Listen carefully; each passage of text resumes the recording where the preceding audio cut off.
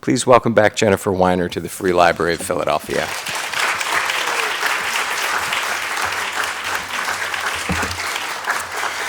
Thank you all so much for coming, and I'm sorry I'm late. It turns out this is not the only thing happening in Center City today. Who knew? I'm delighted to be here, Andy. Thanks for the lovely introduction. Last year at this time, I was celebrating my Nana's 101st birthday in Michigan. And Nana asked me if I would do a reading at her assisted living facility. And I, of course, said yes. And I got there, and there's posters like all over the place. And what the posters say is, author Jennifer Weiner in like really, fairly small typeface. And then in giant, huge letters, it says, granddaughter of Faye Fruman. Which I just thought was like the best thing ever. So I'm here with book 2 of the Littlest Bigfoot trilogy. Book 3 hasn't been written yet. Don't tell my publisher. So what I'm going to do, I'm going to read a little bit I'm going to read from the beginning of this book. I'm going to tell you how this book starts. And then I'm going to sort of take you through the anatomy of writing a middle grade book. You can't use curse words or have nudity. I've learned so much. It's like if there's nudity, it's YA. But if there's no nudity, it's middle grade. So there is no nudity in these books. Just hinted at. Hinted. All right, so this is how Little Bigfoot, Big City begins. There were 3 judges on the next stage, the top-rated television competition in which singers and dancers, comedians and magicians, acrobats and ventriloquists all competed for $1 million prize.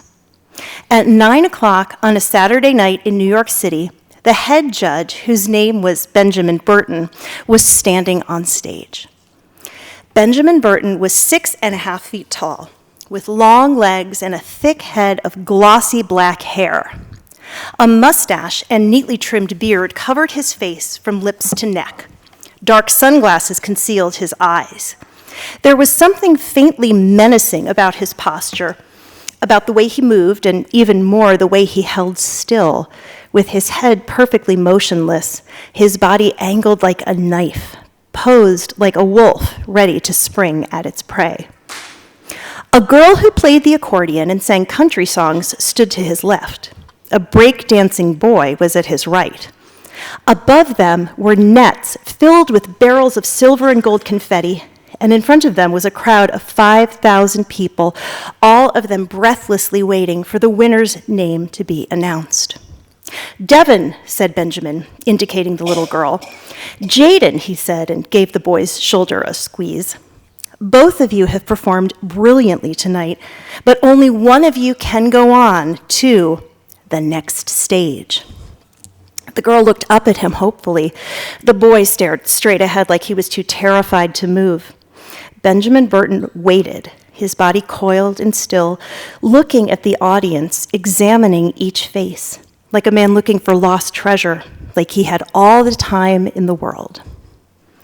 The judge who sat to Benjamin's right at the table that faced the stage was a singer, dancer, actress named Julia Sharp, who was famous for her glamorous good looks and long, honey-highlighted brown hair. On Benjamin's left was Romy Montez, a laconic country singer who was rarely seen without his Western boots and cowboy hat. The two of them had worked with Benjamin Burton for 3 years, but neither one of them could claim to know him or call him a friend. Benjamin appeared to be in his 30s, although no one was sure. When reporters asked where he'd grown up, he'd tell them here, there, and everywhere, with a smile that showed his teeth. He'd never appeared with a date on the red carpet or waved to a special someone in the audience.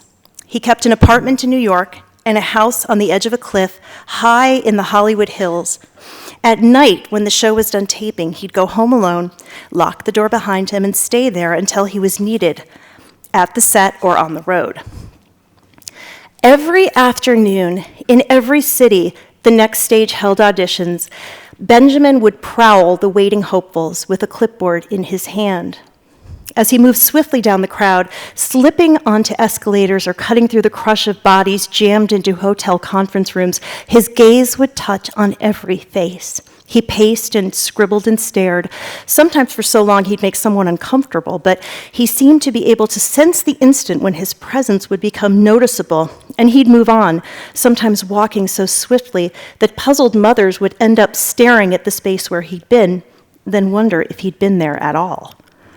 That was a section I had to rewrite because my editor said, "It's creepy to have a grown-up staring at little kids. Please don't do that." Oops. He's looking for his lost love, was how Julia explained Benjamin's ritual. Julia was a great reader of romance novels, and she loved the idea of a cool, distant, polite Benjamin Burton having a lost love somewhere and searching the crowd for some woman who'd broken his heart long ago.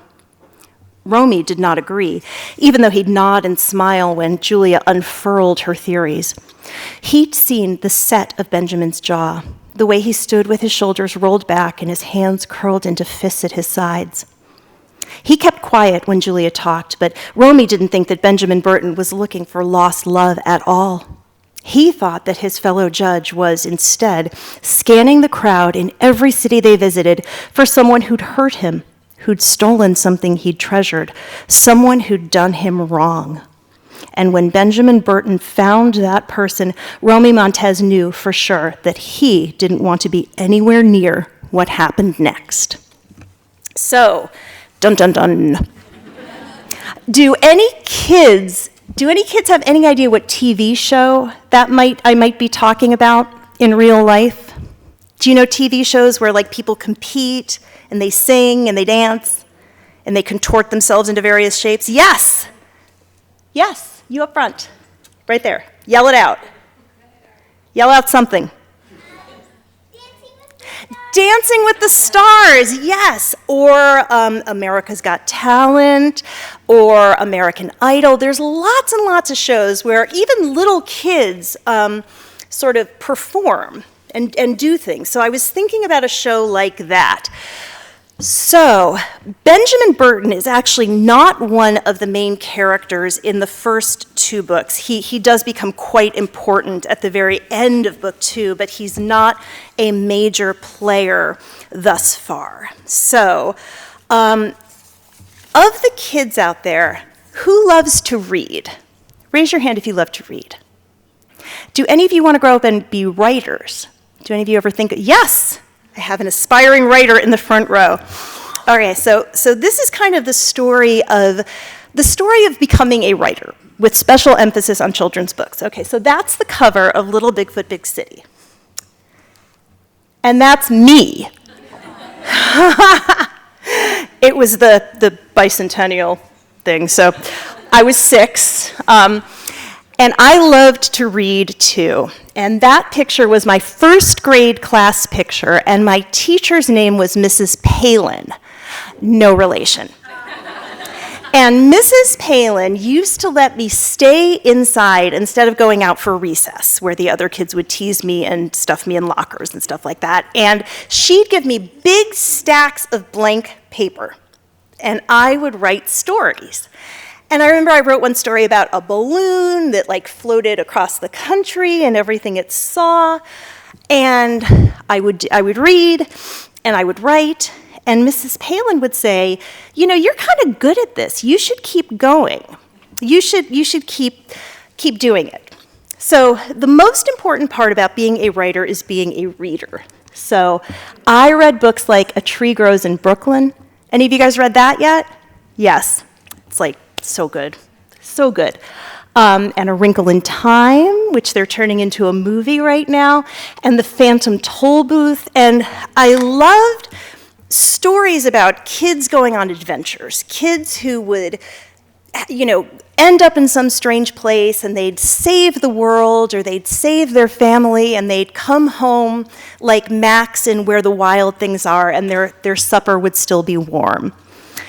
So when I decided to write a book for children, I wanted it to be like one of my favorites. And I started to think about, okay, what do you need to do this? a blank page, and another blank page. Wait, no, characters. Okay, so that's the first thing you need. You need some people to be doing some stuff, right? Okay? You need conflict. You need something to happen, because you can't just have these characters show up and be like, la, la, la, everything's perfect, la, la, la, everyone loves me. It doesn't work like that. You gotta have trouble, right? And the characters have to want something, which is usually part of the conflict. They want something that they don't have yet. So characters, conflict, and a world to put these people in. So I started to think to myself, if I'm going to write a book for children, who's going to be the star of the show? And my daughter Phoebe, who is somewhere in this audience, there you are, that's Phoebe right there. Phoebe was my inspiration, because Phoebe fell in love, there she is, posed on the couch in a frequent posture of hers. Phoebe fell in love with a TV show called, Phoebes? Finding Bigfoot. She was obsessed with this show. I feel like every time I would stick my head into the TV room when she was allowed to watch her, 30 minutes a day of TV, wink, wink. Her 15 minutes a day of carefully supervised, only educational TV, it would be this show. I mean, that's educational-ish, right? So I would say, hey, Phoebe, did they find Bigfoot yet? And Phoebe would say, no, and I would say, I don't think they're going to find Bigfoot. You know why? And Phoebe would say, and I would say, because there's still 6 episodes left in this season. They find Bigfoot now, it's over. But I started to think about Bigfoot, as one does. And I started to think about, what are Bigfoots like? Like, what are some of the words that come to mind when you, as a kid or as an adult, think of Bigfoot? Just shout out some words. What do you guys think? Big. There it is. That was just luck. Who's got another word? Clever. Because, they've stayed hidden all this time to the great, angst of tabloid magazines. All right? Strong. What did you say? Soft.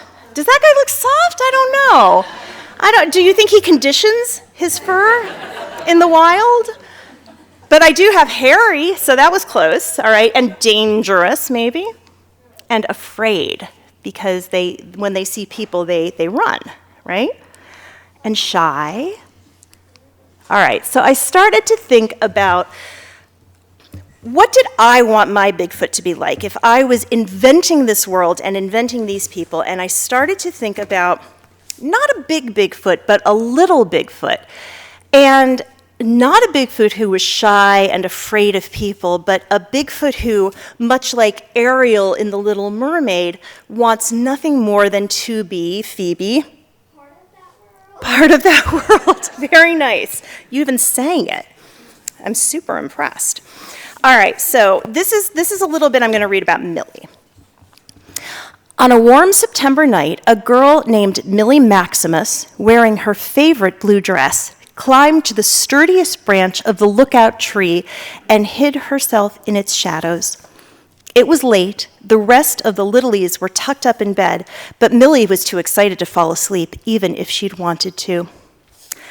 From her hiding place, she watched as her father, Maximus, stretched out his arm, poking the tip of a long branch into the fire. Once the branch caught, the meeting would begin, and whoever held the stick could speak. We all know what's happened, Maximus began in his quiet rumble as the speaking stick flared above his head.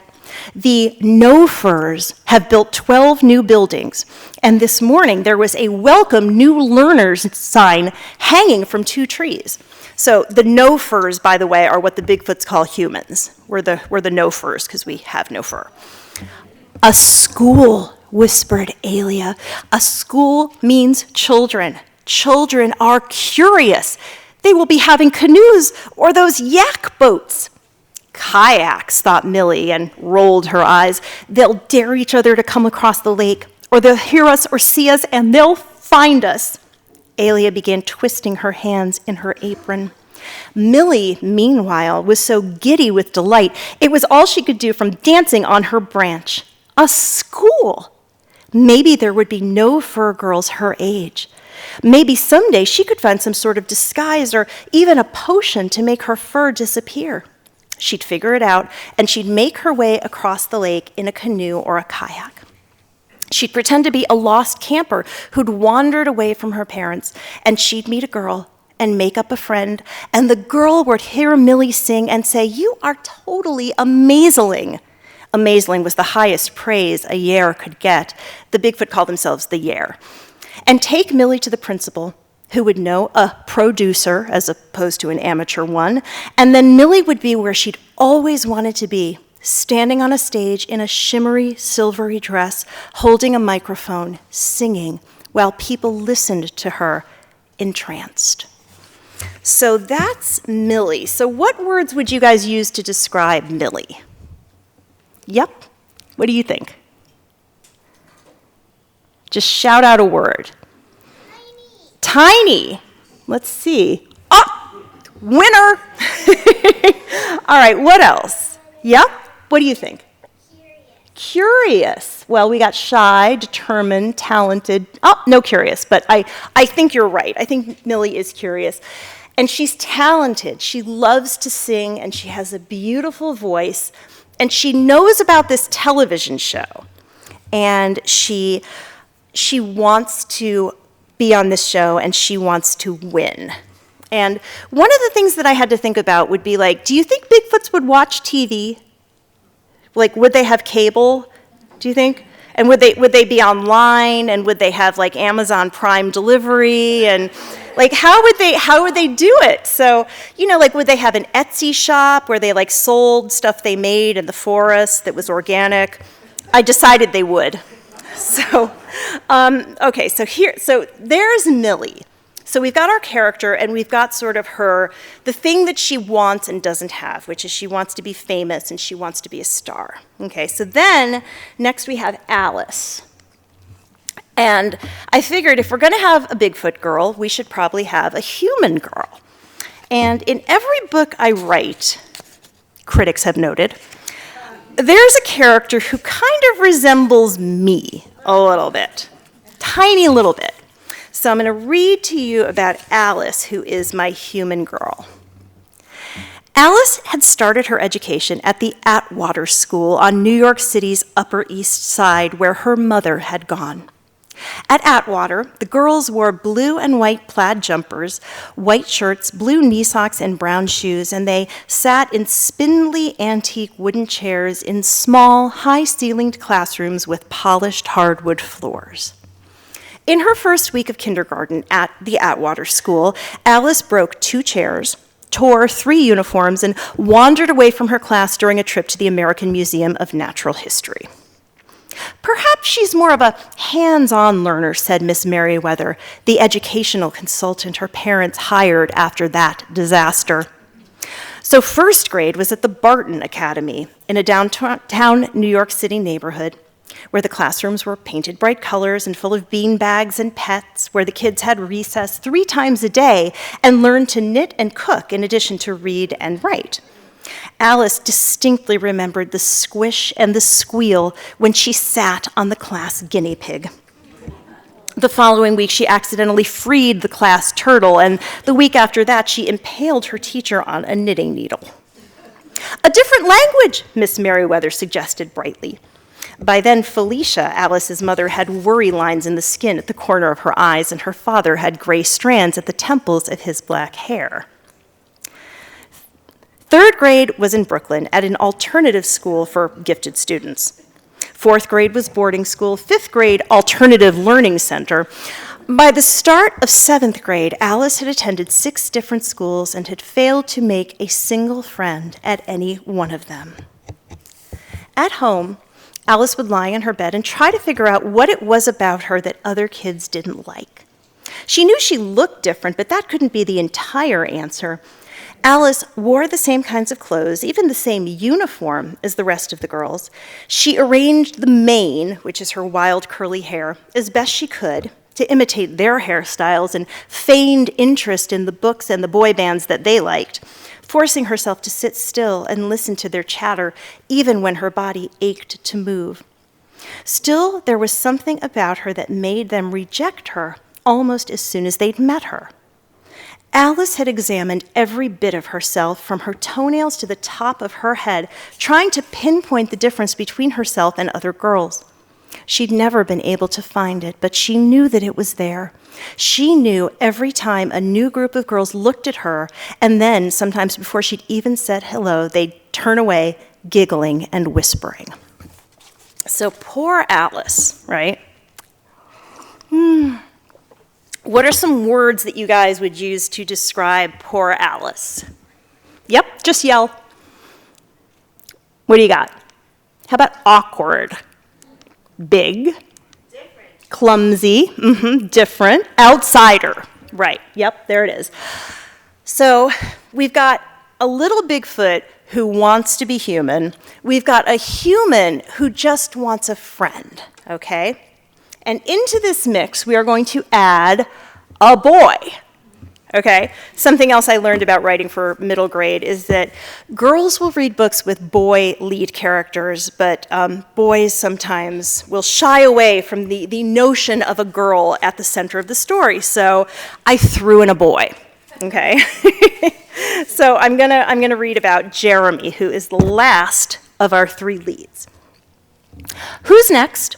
Miss March sounded bored as she peered over her classroom from behind her old-fashioned cat-eye glasses. Jeremy Bigelow thrust his hand into the air. The entire 7th grade groaned. Miss March's glasses flashed as she glared at them. Let's give Jeremy the respect he gave each of you. Jeremy? She waited while Jeremy, dressed in jeans and his favorite I Want to Believe t-shirt, made his way to the front of the classroom with a remote control clicker in his hands. May I have the lights off, please, he said. Miss March nodded at Lucy Jones, whose desk was closest to the switch. Some teachers let kids sit in a semicircle or even on beanbags on the floor, not Miss March, who kept the desks in neat rows with the troublemakers right up front. Lucy made a face at Jeremy and flicked the room into darkness, allowing Jeremy's opening slide, red letters on a black background, to come into focus on the whiteboard. Bigfoots, they walk among us, the letters read. The groans got louder. This is the exact same report he gave last year, Lucy shouted. Jeremy quickly clicked his remote and the words, "Now with exciting new research and evidence," appeared as a subtitle. Before anyone could complain, Jeremy began. As some of you may remember, yeah, from when you gave this report last spring, whispered Olivia Nunez to her best friend, Sophie Clematis. Jeremy ignored them. The myth of the Bigfoot has persisted throughout time and across cultures, with sightings, illustrations, photographs, and even films contributing to the growing belief that the Bigfoot, or Sasquatch as Native Americans called them, are not merely folklore or legend, but are actual beings whose existence is a closely guarded secret. In the back row, Austin Riley made an armpit fart. When I started writing for children, I knew very little, but I knew there were going to be armpit farts. So I remembered that much from my own school days. Jeremy continued. When Europeans first arrived in the New World, evidence suggests that in addition to finding Native American encampments, they also found villages of Bigfoots. Aisling Tolliver raised her hand. Excuse me, but shouldn't that be big feet? She looked hopefully at Miss March, who sometimes gave extra credit during reports. But the teacher appeared to be cleaning her glasses. Let's move along to the new evidence you mentioned, she said. Jeremy clicked to the next slide, a woodcut of a pilgrim village where a man in knee socks and knickers and a hat with a curled brim appeared to be trading a sack of marbles for a machete. The creature holding the machete was tall and bearded and broad-shouldered and apparently naked except for a thick coat of fur. This woodcut, he said, which I found after extensive research in the archives of the Standish Historical Society, is thought to depict a scene from the village that became our town. For all we know, we could be attending classes on the bones of the Bigfoots. He paused, letting his words echo, which they did, until Austin armpit farted again. Olivia was braiding Sophie's hair, and in the front row, Hayden Morgenthau was resting his melon-shaped head on his forearms and snoring softly. Jeremy showed his classmates pictures of footprints with rulers set beside them, proof that they hadn't been made by bears. He clicked through newspaper reports of campers who'd been awakened by strange noises and seen gigantic hairy creatures running away, upright on two legs. He lingered on a newspaper clipping with a picture of Milford Carruthers, a Standish resident identified in the caption as famed Bigfoot hunter. And the worst slide, the one that always made him feel sick to his stomach, came next. Behold Lucille, the famed and original bearded lady, blared a poster nailed to the wall above a cringing, fur-covered, human-sized creature in a cage. Is she human? Is she beast? Born with a full head of hair, her beard was apparent at birth, and now she is covered with a pelt of thick fur. Experts consider her one of the wonders of the modern age, the old poster read. My Nana's got a mustache, volunteered Lucy Jones. Maybe she's a Bigfoot. Jeremy, who thought Lucy had a bit of a mustache herself, hurried through the rest of the slides, eager to get away from the image of the furred but unmistakably female Bigfoot cowering behind the bars of her cage. If he found a Bigfoot, he'd make sure it was treated better than that, not locked up or shown off for money. He'd be kind, he'd figure out its language and make sure it had a comfortable place to live with lots of space. He'd never keep a Bigfoot locked up. At least he'd only lock one up until he figured out how to make it understand that he was its friend. So that's Jeremy. So what are some words about Jeremy? Frustrated. What else do we think? Yes, yell it out. Kind, yes. He's. Let's see if we get kind. He's determined, overlooked, right? Are the other kids in the class being real nice to him? No, they are not. Okay, kind of an afterthought. He's also the youngest in his family, and he's got these two older brothers who are like superstars. One of them's a really good athlete, one of them is really smart. Eager to please. Okay, so now we have our three characters. Now that we have our people, and we have to come up with some conflict, some stuff. All right, so there's conflict, more conflict. There's Jeremy thinking about Bigfoots. All right, so here's, this is the map of where the people are in this story. And before I thought about conflict, I had to sort of build the world that these people were going to live in. So I'm going to show you where everybody is. Let's see. A lot of times when you're writing fiction, you will find yourself drawing from your own life experiences. And I was very lucky because my daughter Lucy, who's not here today, attended world building. Phoebe, what does Lucy call that? Hippie Jew camp. Hippie Jew camp, yes, thank you. Behold, I think she actually calls it Hippie Jewish Farm Camp. Am I right? Okay, so it's on a farm, and it's Jewish, and it is indeed hippie-ish. And when you drive up the driveway, there are people in face paint banging drums, holding garbage cans saying, "Leave your bad thoughts here." And we were driving up, and Lucy's like, "Let me out of this car." And I'm like, "Nope, you're going." So Hippie Jewish Farm Camp became the experimental center for love and learning, which you'll see. It's kind of, can you guys see experimental center over there? Okay, so the experimental center for love and learning, where we don't tolerate intolerance, is their motto. And they they think very carefully about pronouns and about representation and how people get along.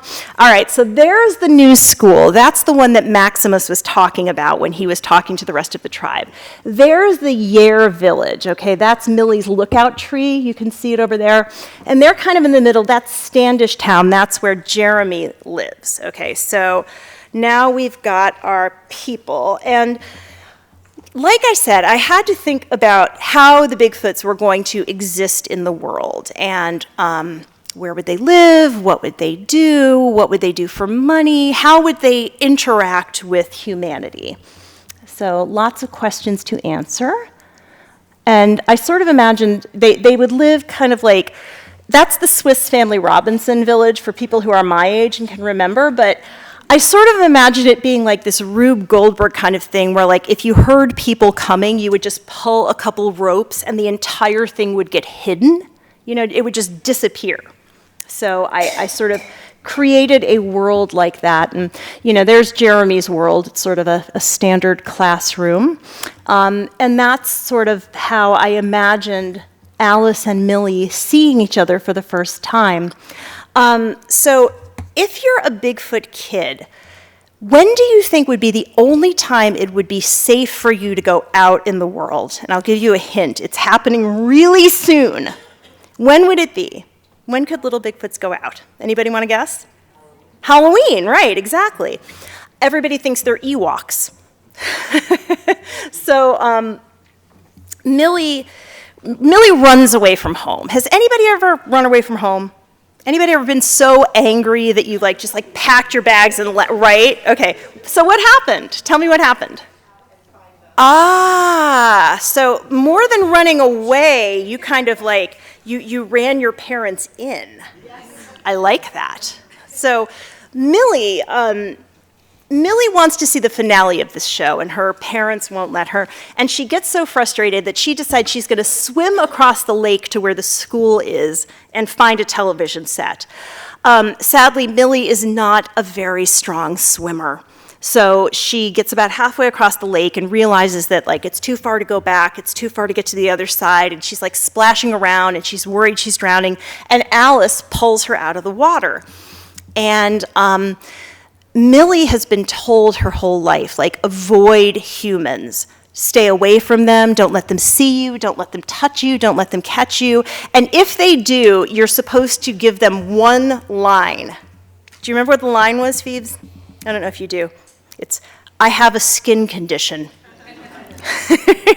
So Millie, while Alice is sort of coughing up all of the lake water she swallowed, Millie runs and hides in the bushes so that Alice can't really see her. And she explains that she was swimming in her dress, and the dress is gotten kind of see-through, and she doesn't want Alice to see her. And Alice, who's never really felt great about how she looks either, completely understands this. And so Millie hides in the bushes, and Alice sits on the sand, and they talk. And Millie has all of these questions, and she wants to know everything about the human world. But every time Alice asks her a question, she gets something just a little bit wrong. Alice says, "Were you camping?" And Millie says, "Oh, yes, I was camping in the tent and the bag of sleep." And Alice says, "Sleeping bag?"